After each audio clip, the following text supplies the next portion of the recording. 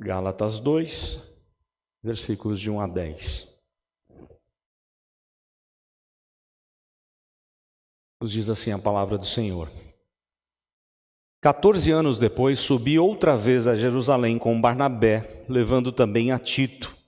Subi em obediência a uma revelação e lhes expus o evangelho que prego entre os gentios, mas em particular aos que pareciam de maior influência, para de algum modo não correr ou ter corrido em vão. Contudo, nem mesmo Tito, que estava comigo, sendo grego, foi constrangido a circuncidar-se.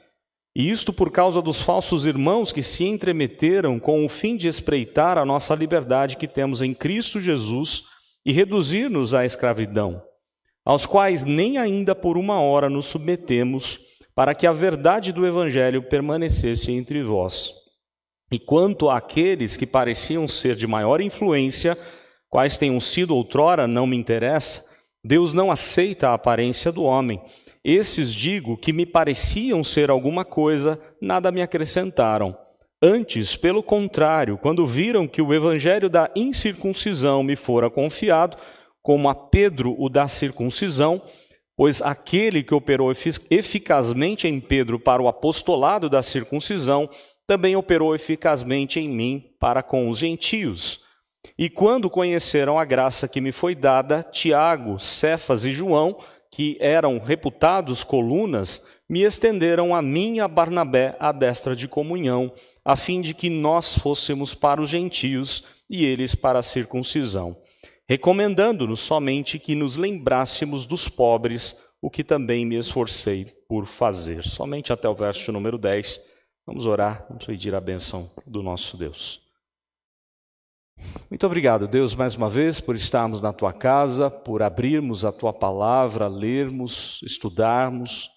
Só podemos fazer isso pela obra do Teu Espírito, o mesmo que iluminou o apóstolo Paulo a deixar esse texto para nós, iluminando assim a nossa mente, para entender o porquê, por qual motivo, por qual razão. E o Senhor tem, ó Deus, deixado esse recado para todos nós hoje. Pedimos que o Senhor, ó Pai, possa trabalhar no nosso coração, na nossa vida, naquilo que precisa ser mudado, no que precisamos melhorar, sermos mais parecidos com o Teu Filho. Tu sabes que estamos tão longe disso. Pedimos Tua orientação, direção, e que o Senhor continue a falar conosco por meio da Tua palavra. Fica conosco, nos ajude a entender a Tua vontade, ó Deus, o Teu recado para a nossa vida e coração. Oramos em nome do Senhor Jesus. Amém. A palavra de Deus mostra que o Evangelho é o poder de Deus. Os irmãos devem lembrar do texto lá em Romanos, capítulo 1, versos 16 e 17. Não é isso? O Evangelho é poder de Deus para salvar todo aquele que crê. E é muito interessante como isso se dá, né, no decorrer da história, não só da igreja, mas da humanidade. Todos os que creem só creram pelo Evangelho. Só foram alcançados pelo Evangelho. Até mesmo Abraão, o pai da fé. Paulo vai tratar disso em Gálatas, vai tratar disso lá em Romanos 4. Ele foi alcançado pela fé, pela graça mediante a fé, no Evangelho, nas boas novas do Salvador, do Messias que viria. E isso não foi somente com ele, mas todos os servos do passado, do Antigo Testamento, e não foi diferente com os do Novo Testamento ou a partir do Novo Testamento. É só o Evangelho que tem poder para transformar. As coisas, os livros, as filosofias, as ideias, elas até podem trazer algum tipo de edificação, mas transformação é só o Evangelho que faz. Nada nem ninguém tem poder para transformar a vida de alguém, ou de um próprio país, ou de um continente todo, senão o Evangelho do Senhor. E as provas estão na história da igreja. Sempre um povo foi impactado e foi transformado apenas pelo Evangelho, somente o Evangelho, o poderoso Evangelho de Cristo. E é isso que Paulo está mostrando, o quanto ele amava o Evangelho, o quanto ele pregava o Evangelho. Isso fica muito claro também em alguns livros muito interessantes. David Wells, por exemplo, num dos seus livros, Deus na Tormenta, ele vai mostrar o quanto a cultura dos povos foi impactada pela mensagem do Evangelho. em questões históricas, em questões pontuais, e o quanto nós hoje devemos fazer o mesmo.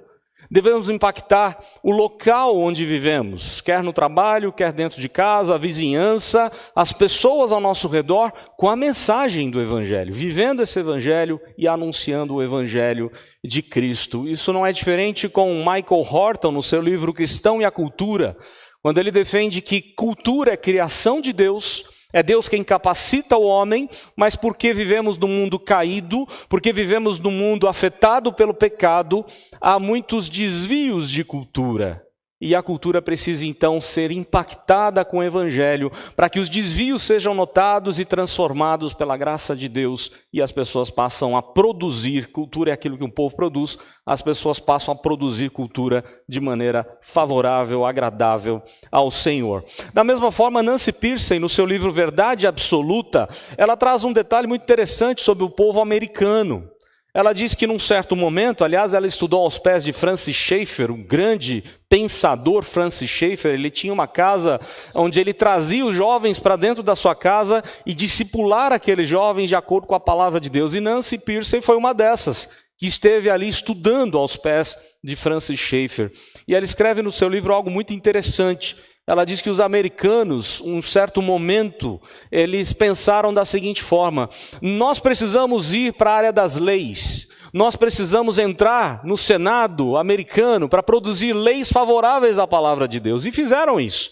A igreja foi em peso preparar leis para que os americanos pudessem transformar a nação.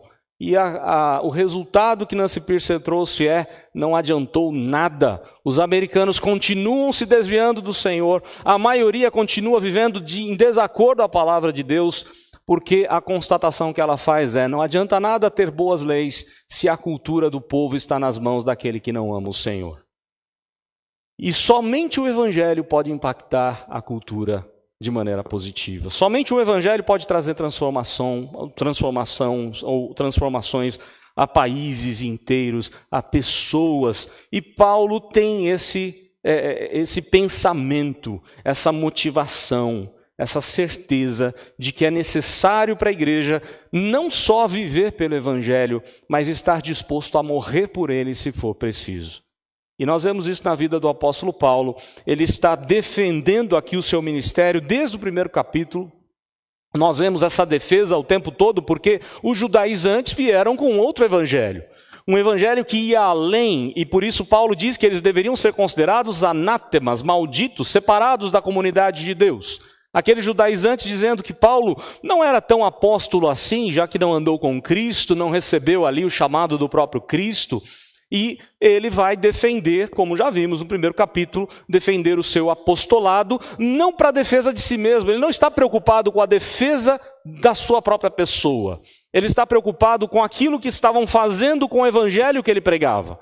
Se ele era tido como algum falso apóstolo, então a mensagem dele era falsa e todos ali estariam condenados. Então Paulo está preocupado em defender o evangelho e não a si mesmo. E aí ele vai, durante todo o capítulo 1, fazer essa defesa e continuar durante o capítulo 2 da mesma forma. E ele diz isso, né? Algumas coisas assim interessantes. Eu queria compartilhar então com a igreja o evangelho pelo qual importa viver e morrer.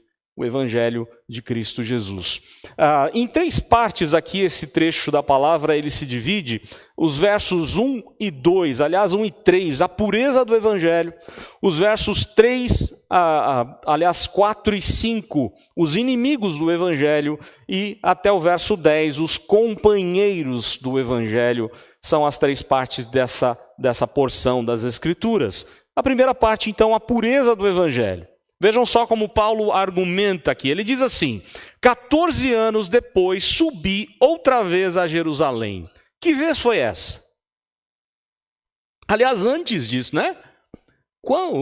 14 anos a partir de quando? A partir da conversão? Ele não diz, ele não dá detalhes. Ele apenas diz, 14 anos depois subi. Pode ser logo após a sua conversão, que ele está se referindo, pode ser logo após a sua primeira ida a Jerusalém, como nós vimos na semana, aliás, no sermão passado, né? Com relação a ele estar com Pedro por 15 dias lá em Jerusalém. Os irmãos devem lembrar disso que nós já falamos. Não sabemos exatamente quanto tempo havia passado ou de quando, né? Ele está se referindo aí aos 14 anos. Mas ele diz que 14 anos depois ele subiu outra vez para Jerusalém. Nós sabemos pelas Escrituras que Paulo foi 4 vezes para Jerusalém, depois da sua conversão. Como todo bom judeu, precisava ir todo ano, né, para Jerusalém, pelo menos para a festa da Páscoa ou para o dia do Yom Kippur, o dia da expiação. Mas após a conversão, os registros bíblicos mostram que ele foi 4 vezes. A primeira vimos no sermão anterior, quando Paulo esteve com Pedro por 15 dias, investigando, perguntando, bebendo dos ensinamentos de que Pedro recebeu do próprio Cristo ali. Não para acrescentar na sua mensagem do Evangelho, porque ele já pregava o Evangelho há muito tempo. Mas ele foi pela primeira vez, conforme descrito em Gálatas 1. A segunda vez que Paulo foi para Jerusalém foi lá em Atos 11 o registro.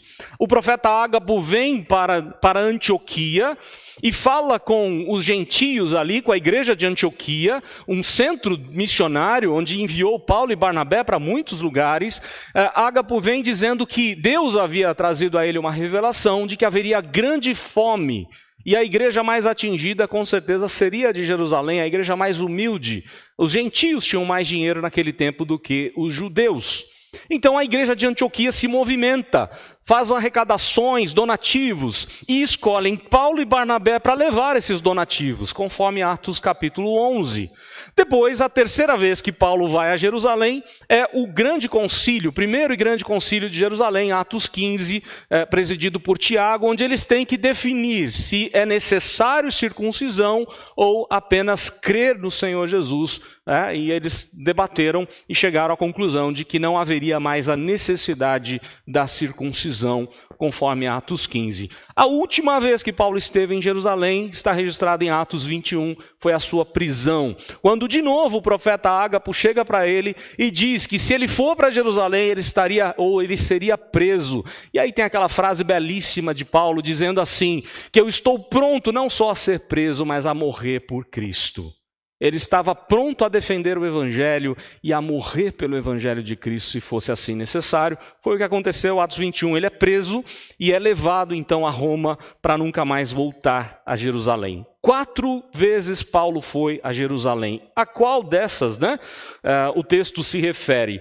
Há divergências entre os estudiosos, mas boa parte deles acredita que seja a segunda vez.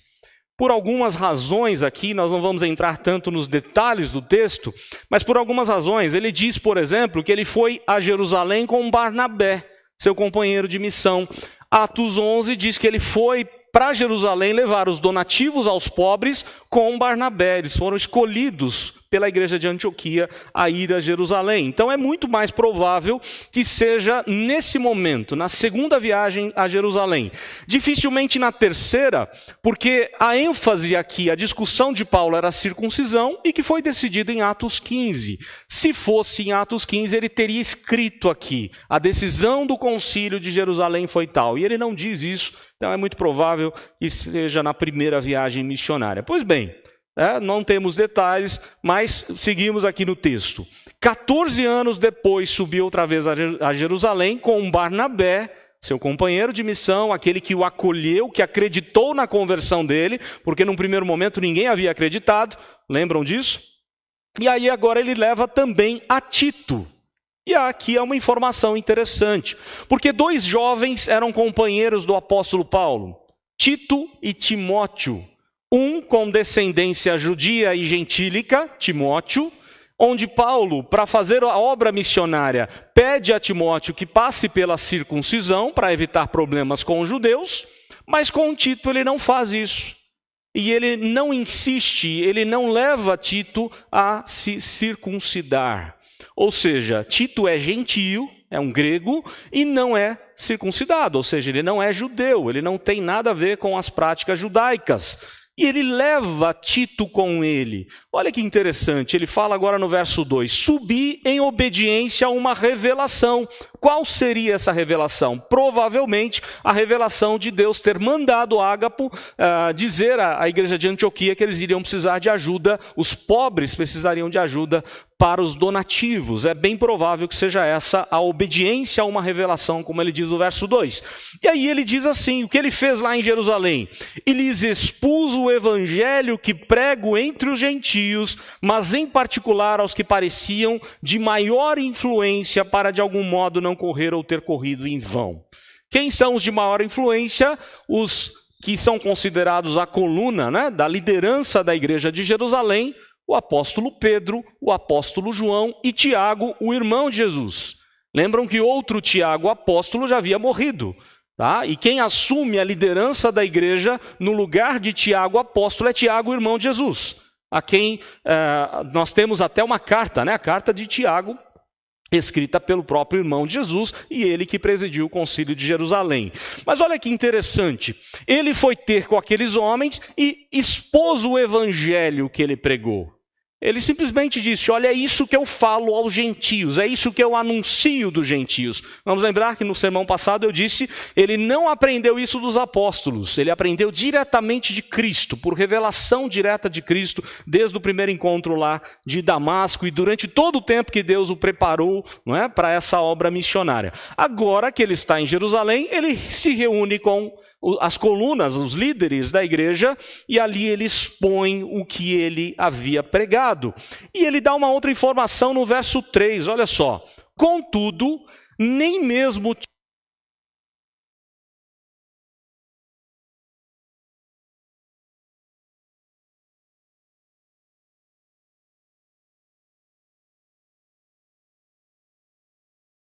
Deu? Ok.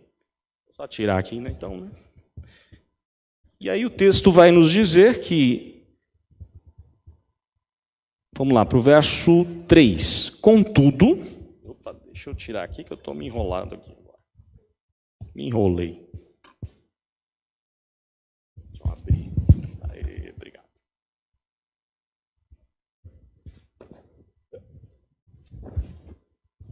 Muito bem. Então vamos voltar. No verso 3 ele dá essa seguinte informação. Ó. Contudo, nem mesmo Tito, que estava comigo, sendo grego, foi constrangido a circuncidar-se. Olha a cena, tenta imaginar a cena. Paulo está lá com Barnabé, provavelmente levando os donativos à igreja de Jerusalém, aos pobres da igreja de Jerusalém, a arrecadação feita pela igreja de Antioquia, e nessa reunião estão presentes os grandes líderes da igreja, Pedro, Tiago e João, onde Paulo expõe aquilo que ele tem feito entre os gentios.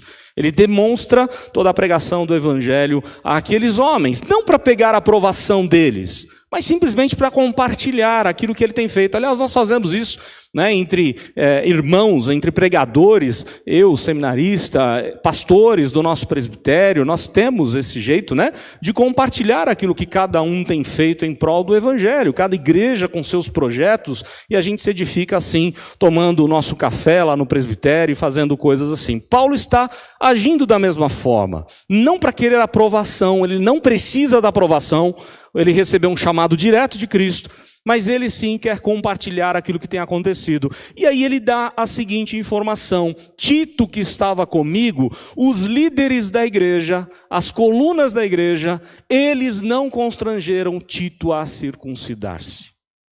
Ou seja, não precisa ser judeu a partir do momento que você recebe a Cristo. Os judaizantes, os falsos profetas que estavam ali trabalhando contra Paulo na região da Galácia, nas igrejas da Galácia, estavam dizendo assim: não dá só para ter Cristo, é preciso Cristo e ser um judeu. E para ser um judeu precisa de circuncisão. Precisa circuncidar-se para se tornar, para fazer parte do pacto judaico, não é? A aliança que Deus tinha feito com Abraão. Então Paulo vai dizer, os líderes da igreja não constrangeram Tito e eles aprovaram aquilo que eu anunciava. Em outras palavras, é isso que Paulo está colocando. O que nós temos aqui de lição? O evangelho precisa ser puro. Qual uma das definições de seita? Você quer descobrir o que é uma seita ou o que não é? É que a seita, ela até pode ter Cristo como Salvador, mas é Cristo e alguma coisa a mais. É Cristo e tem que guardar um dia da semana específico. É Cristo e não pode tomar alguma coisa, não pode comer alguma espécie de carne específica, pratos específicos. É Cristo, mas tem que ser circuncidado. E Paulo vai dizer, é somente Cristo, mais nada, mais ninguém. O puro evangelho é somente o que Cristo fez. Obra completa dele. Nós não precisamos de mais nada senão daquilo que o Senhor Jesus fez. É isso que Lutero entendeu. Quando no seu desespero de querer salvação, desesperado por encontrar a vida eterna, e ele procurou em todos os lugares, inclusive lá em Roma, mas quando ele abre a carta de Paulo aos Romanos, e depois vai se deparar com a carta aos Gálatas, e o comentário de Lutero aos Gálatas é um dos mais importantes de toda a história da igreja, ele vai se deparar com essa lição preciosa, a salvação, a justificação somente, vejam só, somente pela fé, pela graça mediante a fé em Cristo Jesus. Eu não preciso de fazer mais nada, Deus fez tudo por nós. Deus já nos declarou justos, como o Ricardo mesmo expôs no momento de contrição. Nós não temos mais nada para fazer que agrade a Deus, senão aquilo que Deus fez no nosso lugar. Isso é o puro evangelho, é o que Paulo pregava. E ele então discordava dos judaizantes. Não preciso mais pregar a circuncisão, eu preciso pregar a fé no Senhor Jesus. A pureza do evangelho era o que Paulo pregava. Mas agora, a partir do verso 4 e 5, os inimigos do evangelho, talvez nessa mesma reunião, ou se não foi naquele mesmo encontro, foi no tempo em que Paulo esteve ali em Jerusalém, naquele mesmo encontro, né? Ou naquela mesma viagem, os versos 4 e 5 nos dizem o seguinte: e isto, ele diz isso, né, sobre Tito, e isto por causa dos falsos irmãos que se entremeteram com o fim de espreitar a nossa liberdade que temos em Cristo Jesus e reduzir-nos à escravidão. Ele está se referindo a alguns que se intitulavam irmãos em Cristo, que estavam no meio do rebanho da igreja, na própria vida da igreja lá em Jerusalém, mas aqueles irmãos que não eram verdadeiros irmãos, eram falsos irmãos, ele nos diz, né? E isso por causa dos falsos irmãos, e a palavra usada por Paulo aqui, ou as expressões são duríssimas, que se entremeteram, em outras palavras, uma outra tradução é que se intrometeram, eram intrometidos, mas mais do que intrometidos, é de onde vem a ideia de espiar, para prejudicar alguém, de ser um espião. E ele repete essa ideia na outra expressão que ele usa aqui, com o fim de espreitar, de nos espiar e tirar de nós a liberdade que temos em Cristo. Irmãos que estavam ali, que com certeza não gostavam da pregação de Paulo, porque Paulo não insistia com a circuncisão. Vamos lembrar, irmãos, que para o judeu tem uns problemas sérios com isso, né? Na cabeça de um judeu, você não pode chamar para dentro da sua casa alguém que não seja circuncidado. Não podia sentar à mesa com alguém que não tinha circuncidado, ou que não era circunciso. Então a cultura judaica e a igreja lá de Jerusalém é só praticamente de judeus, eles têm essa dificuldade. Vamos lembrar que o templo na época de Herodes, ou na época de Jesus, tinha o pátio dos gentios. Os gentios só podiam chegar até o pátio deles, não ultrapassava outros pátios. Depois os gentios, o das mulheres, depois os homens. Os gentios só chegavam ali, perto, onde hoje temos lá o Muro das Lamentações. Mas não podia ir adiante do templo, porque não eram circuncisos. Então, na cultura judaica, a circuncisão era o sinal de que eles tinham vida com Deus. Não podia ter outra maneira de se achegar a Deus, senão através da aliança, e o símbolo da aliança era a circuncisão. A igreja entende que não há mais necessidade. A igreja entende que as duas únicas ordens deixadas por Cristo, batismo e ceia, os dois sacramentos deixados por Jesus, batismo e ceia, não mais circuncisão, não mais Páscoa, não mais as festas, não mais o dia do Yom Kippur, o véu se rasgou, temos livre acesso a Deus. Mas aqueles judaizantes estavam de alguma forma se intrometendo no trabalho de Paulo, espiando e tentando prejudicar o trabalho de Paulo a pregar para os gentios. E aí olha só o que o verso 5 nos diz: aos quais, ele ainda se referindo a esses homens, aos quais nem ainda por uma hora nos submetemos, para que a verdade do evangelho permanecesse entre vós. A forma como Paulo coloca aqui me fez lembrar os amigos de Daniel diante do rei Nabucodonosor. Quando o rei diz, vou te dar mais uma chance, hein? Se vocês não se curvarem diante da estátua, eu quero ver o Deus de vocês se vai poder livrar. E aí, aqueles meninos ousados disseram para o rei, rei, quanto a esse negócio, não te devo satisfação, não te devo te responder. Porque o nosso Deus tem poder para nos livrar, mas mesmo que Ele não nos livre, nós não nos curvaremos diante da imagem de Nabucodonosor, diante da imagem de ouro. O que Paulo está dizendo aqui é bem semelhante, Em nenhuma hora nós nos submetemos a esses falsos irmãos, a essas ideias ridículas que eles estavam pregando, para cancelar a verdade de Deus, para fazer com que a verdade de Deus seja excluída. E aí Paulo permanece firme na pureza do Evangelho. Quando nós pregamos o Evangelho, nós temos que ficar atentos com muita gente que às vezes está ao nosso redor, mas que é falso profeta, é falso irmão. Aliás, a palavra de Deus já nos diz que haveria joio no meio do trigo. Pessoas que estão ali tentando dizer, olha, precisa de Cristo e algo mais. Precisa da palavra e mais alguma coisa. Quando nós vimos até pelo cântico, que já foi ensinado hoje, Deus nos sustenta só pela palavra. Não precisamos de nada mais além da palavra. É a palavra de Deus que faz diferença na nossa vida. É a palavra de Deus que traz vida e salvação. É a palavra de Deus que conforta o nosso coração. É a palavra de Deus que mudou nações. E é a única forma de mudar países inteiros. É só o evangelho puro da graça de Deus. Mais nada e ninguém tem esse poder para fazer. Por quê? Porque toda a soberania, todos os povos, todas as autoridades estão nas mãos de Deus. E é a palavra de Cristo que não volta atrás. Quando a igreja vive e prega o puro evangelho, nem as portas do inferno prevalecem contra a igreja do Senhor. Infelizmente, a igreja na Europa, a igreja nos Estados Unidos, deixou de pregar o puro evangelho de Cristo. E estão fechando as suas portas. Grandes igrejas belíssimas, que cabem 3.000, 2.000 pessoas, virando boates, virando bares, virando encontro de jovens para promiscuidade, porque deixaram de anunciar o puro evangelho de Cristo.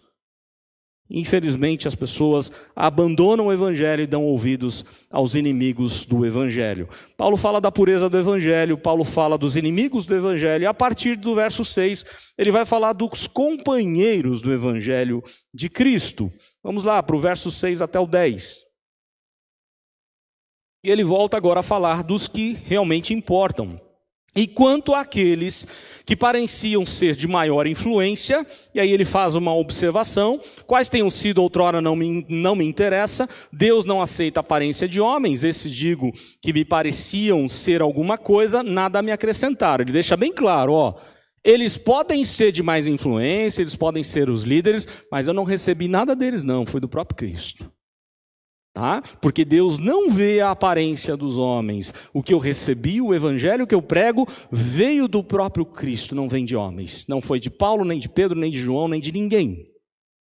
Foi de Cristo apenas. Então ele faz uma observação até interessante aqui, repetindo o que ele havia feito lá no primeiro capítulo. E aí no verso 7, antes, e a palavra usada aqui por ele, antes pelo contrário, a conjunção adversativa aqui é para dar muita ênfase. O que Paulo está fazendo aqui é muito interessante, porque há dois tipos de conjunções adversativas na língua grega. E quando é usada a que ele usou aqui, é para realmente dar uma forte ênfase no texto. E ele está dizendo antes, pelo contrário. A nossa tradução é uma palavra só no grego, que a nossa tradução usou duas até, Antes, aliás, usou três. Antes, pelo contrário. Quando viram que o evangelho da incircuncisão me fora confiado, como a Pedro o da circuncisão, pois aquele que operou eficazmente em Pedro para o apostolado da circuncisão, também operou eficazmente em mim para com os gentios. Eles viram, eles reconheceram que Pedro foi chamado para liderar o trabalho missionário com judeus, e que Paulo havia sido chamado por Deus a liderar o trabalho entre os gentios. Não que Pedro não pregasse a gentios, porque ele prega a Cornélio, por exemplo, né, e a outros que com certeza passaram pelo seu caminho, e não que Paulo não pregasse aos judeus. Vamos lembrar que onde Paulo chegava, qual era o primeiro lugar onde ele ia pregar? Os irmãos lembram o livro de Atos? Qual o primeiro lugar que Paulo ia anunciar o evangelho? Sinagoga, lugar de encontro ao redor da palavra de Deus, casa do judeu para estudar a palavra de Deus. Mas a ênfase, o chamado específico de Paulo era tratar com os gentios, pregar o evangelho aos gentios e Pedro aos judeus. E aí o verso 9, e quando conheceram a graça que me foi dada, olha a informação que ele dá, Tiago, o irmão de Jesus, não o apóstolo que já havia sido, né, já estava morto, Tiago, Cefas, que é Pedro, o apóstolo Pedro, e João, o apóstolo João, que eram reputados colunas, me estenderam a mim e a Barnabé a destra de comunhão, a fim de que nós fôssemos para os gentios e eles para a circuncisão. Eles deram a mão direita, eles estenderam a mão como num acordo, firmando ali um acordo diante de Deus, louvando a Deus pelo evangelho que estava sendo anunciado a todo mundo. Não havia competição entre eles. Não era a intenção de um ser melhor do que o outro, de Paulo ser mais reconhecido do que Pedro. Eles não estavam em competição, eles estavam com o mesmo foco, alcançar vidas para o Senhor, transformar povos inteiros, se for necessário, pela palavra do Senhor. Cumprir a ordem de Cristo, recebereis poder ao descer sobre vós o Espírito Santo e semeis testemunhas em todo lugar, em Jerusalém, Judeia, Samaria, até os confins da terra. Eles não estavam em disputa. Então os três colunas, os três líderes da igreja, dão a mão a Paulo e Barnabé, firmando ali, diante de Deus, um acordo, e eu tenho certeza que foi ali com muita oração, com muita gratidão a Deus, com muitas conversas maravilhosas do que cada um podia fazer em prol do evangelho de Cristo e até morrer por Cristo, como ambos morreram, Pedro e Paulo, na década de 60, através do imperador Nero. Então aqueles homens firmaram com eles uma parceria, uma comunhão. Nós vamos juntos, vocês distantes, lá em Antioquia, lá em outros lugares, nós aqui em Jerusalém, mas nós vamos fazer a mesma obra, nós vamos levar o mesmo evangelho, nós estamos juntos para anunciar a pureza do evangelho de Cristo. Somente a fé, a salvação em Cristo. A única recomendação que eles deram está no verso 10, né? O verso 10 diz assim: recomendando-nos somente que nos lembrássemos dos pobres, o que também me esforcei por fazer. De novo, parece que eles estavam vivendo uma crise muito séria, e é aquilo que Paulo veio fazer lá em Jerusalém com Barnabé, levar mantimentos aos pobres que a igreja de Antioquia havia trazido, né, ou ofertado. Irmãos, algumas coisas aqui são muito importantes e eu vou terminar falando sobre ela. O quanto nós amamos o evangelho de Cristo, o quanto nós vivemos o evangelho de Cristo, o quanto nós pregamos o evangelho de Cristo. Será que a gente acha que o evangelho é só para o incrédulo? Mas não é. A igreja precisa viver o evangelho, beber esse evangelho todos os dias. Você tem que abrir as escrituras todos os dias e beber dos ensinamentos da boa nova de salvação todos os dias, para você se alegrar todos os dias com aquilo que Deus fez e vai fazer na sua vida. Mas qual que é a nossa tendência? Alimentar um coração cheio de traumas, de esquisitices, de mágoas, de tristezas, de depressão. Porque falta beber da vida que flui da palavra de Deus. É a palavra de Deus que pode alegrar o nosso coração. Não são relacionamentos que alegram o nosso coração. É somente o puro evangelho de Cristo que transforma, que enche o nosso coração de muita alegria. Nós precisamos beber disso todos os dias. E nós precisamos anunciar esse evangelho todos os dias. Somente Cristo, mais nada, mais ninguém. Não é o nosso jeito, não é a nossa obra, mas somente a pureza do evangelho de Cristo. Na nossa caminhada nós vamos encontrar inimigos do evangelho.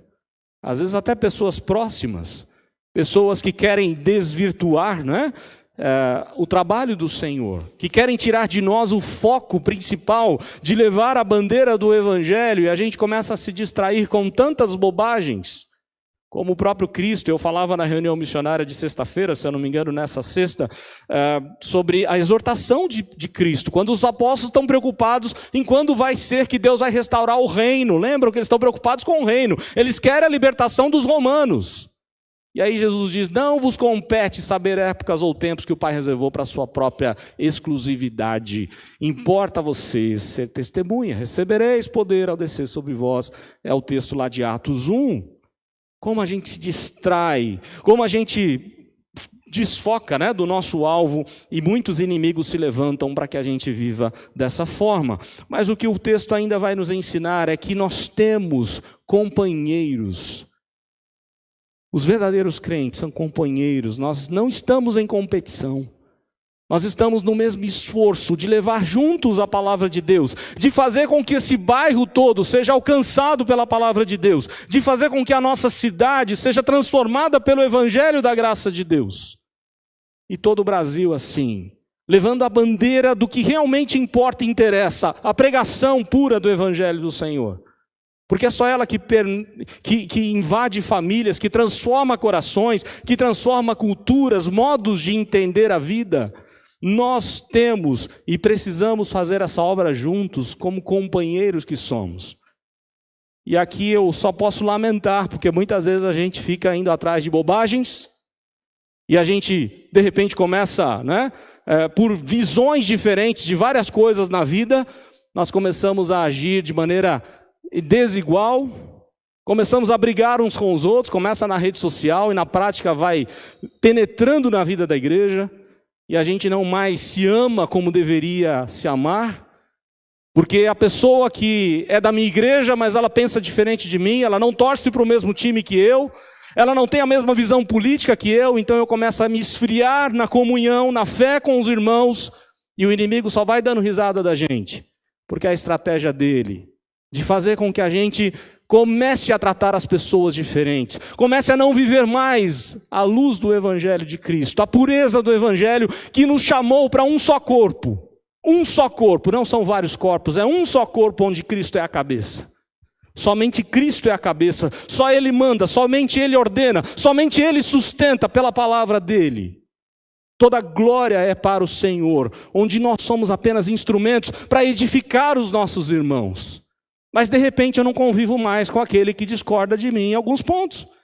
Eu não posso conviver mais com aquele que, um pensa que é bom vacina, outro pensa que não é bom vacina. Um pensa direito numa área, da direita, outro da esquerda, e não sei o quê. E nós estamos fazendo o quê em prol do reino de Deus? Estamos nos degladiando, e o inimigo tomando a frente e fazendo com que todos nós não vivamos e preguemos o evangelho da graça de Deus. Eu fico pensando seriamente, irmãos. Tem postagens assim, de irmãos cutucando os outros pela internet, por causa de uma visão política ou por qualquer outra coisa, falando palavrões. Irmãos, quero deixar registrado aqui, que nós podemos levá-los ao conselho e disciplinar irmãos que agem dessa forma. E eu não sei como tem coragem de depois vir tomar a ceia como se nada acontecesse. Onde está a nossa cabeça? Está no evangelho de Cristo, na comunhão que temos em Cristo? Ou nós vamos tratar os irmãos diferentes só porque pensam diferente de nós? É lamentável que isso tenha acontecido no nosso tempo. São inimigos da cruz de Cristo. São pregadores que querem dizer que Cristo não basta, que evangelho não basta. É necessário aquilo que os homens, as filosofias mundanas têm colocado para a gente. Quando Paulo escreve aos Colossenses, aliás, a música do capítulo 1, lá no capítulo 2, ele vai dizer: não vamos atrás das vãs sutilezas do mundo, das vãs filosofias, mas sim em Cristo, porque nele habita perfeitamente, totalmente a plenitude da divindade.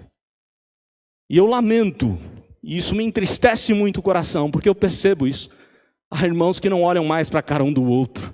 Há irmãos que não querem mais conviver no mesmo ambiente que o outro, porque a visão política é diferente. É o cúmulo do absurdo. E o que estão fazendo estão dividindo. Lá no céu vai ter o lado de quem pensa da esquerda, quem pensa da direita, quem é do Corinthians, quem é do Palmeiras.